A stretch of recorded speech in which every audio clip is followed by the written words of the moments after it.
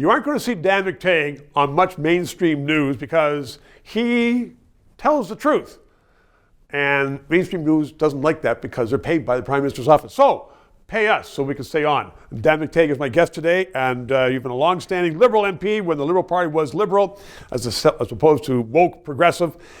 I want to ask you about the latest Liberal deal, if you will, to try to get votes, which is suspend the GST over Christmas and give a bunch of people checks for $250. You know, bread and circuses for everybody, vote for me. Is it going to work? Well, I did it in 2000 and again in 2003. You're guilty. I'm guilty. I'm guilty of it. But the country was going into a surplus. We had a pretty good financial situation. We emerged from years of deficits, and we were collecting money on an HST or GST at the time on home heating fuel. And I thought, well, why not give it to those who truly need it? So there was a GST credit that was given in 2000, 2001. And again in 2003 for those making under a certain amount of money, because the government coffers were full, and of course we had extra revenue to be able to spread around. I thought it would be wrong for the federal government to continue it. Yeah. That was a big difference for the circumstances now. Yeah. So let's just talk economically. You're saying it's a big difference, and we're not in that shape now. I mean, we have one of the biggest debts ever. Tell me about the politics of it, though. Well, first of all, we don't know what the debt really is now, do we? We haven't for several months. So it may be a lot bigger than I think everyone knows, and the bond rating agencies, I'm sure, are not going to be very impressed. But where does this leave the government? It's little giveaways that amount to a pittance for most, and I think a cruel joke for many others.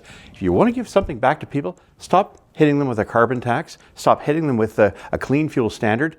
Start putting real money back in their pockets so that companies aren't taking that money or not taking that kind of levy and passing it on to consumers. There's more money that could be saved in dropping the carbon tax when it comes to food and pretty much every other material. So you're talking about the economics, and I hear you on that.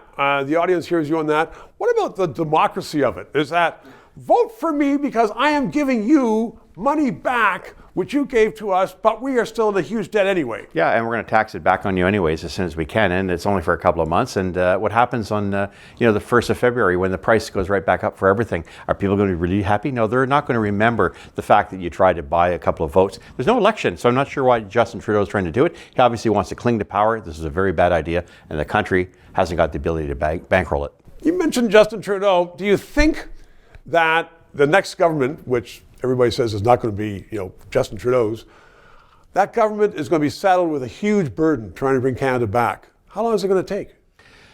It's very difficult to say, but I think if we have a situation where the Keystone XL pipeline is opened up, there's an extra $10 billion in the coffers for the federal government, provincial government, municipal governments to spend. The revenues that would be from that one pipeline alone. So I'm more optimistic about the fact that this can be turned around once you get rid of the idea of DEI, wokeistry, and using this net zero nonsense is killing the country. Dan McTeague, we're going to survive. Thanks very much. We will. 3 minutes.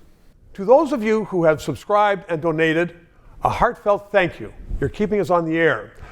If you're watching and you haven't, please try to do so, because 4 years ago we started this show because there needed to be independent analysis. Now more than ever, with the Online Harms Act, once that gets into law, it's been passed once by the House, there are going to be hundreds of bureaucrats censoring the news in Canada, censoring this show. We need to keep it on the air. Thanks for your support.